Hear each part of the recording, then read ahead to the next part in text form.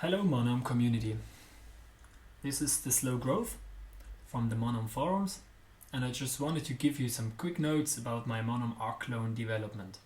For those who did not read in the monome forums recently, I started with this project in November 2011, and I had this test board ready about 2 months ago. It uses some shift registers and software generated pulse width modulation to drive the LEDs. Shift registers over here, and of course a microcontroller.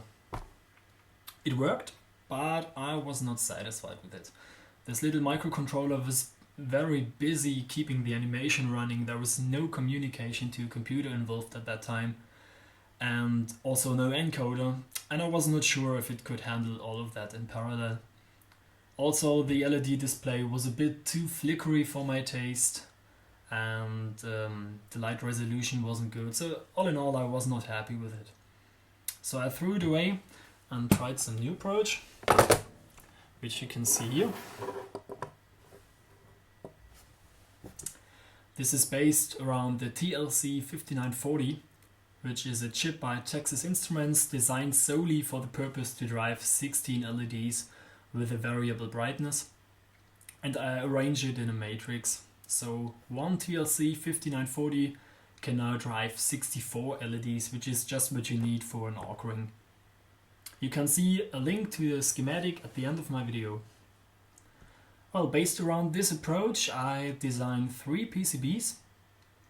One is for the LED ring and the TLC 5940, as well as some assisting components. It is this upper PCB here. Then the second PCB is for the encoder and a little microcontroller to drive the LED ring. This is this one on the bottom here and here. And of course, third PCB for the USB part, which is this one, and that interfaces to a computer, and via this cable it interfaces to the other rings. Yeah, one arc is formed by up to 4 wheels, each wheel consisting of a ring board and a driver. And as well, for an arc you also need this USB board. If you have any questions about how these different PCBs work, what the schematic does, just ask me. You can ask me anytime on the monome forum, so you can write me an email. You find that on my website. Yeah, what has been done so far? Well, obviously the prototype boards have been designed, have been manufactured, and 2 of them have been assembled. And obviously driving the LEDs works great. It looks very good. I'm highly satisfied with it, and there's not even the tiniest bit of flickering. I'm very satisfied. The encoder works as well, and the communication between this USB board here and the driver boards also works via this cable, and so they're talking to each other, and this is working very good.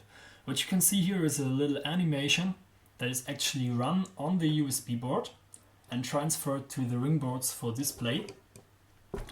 And when you press an encoder or turn the encoder, then it sends a message to the USB board.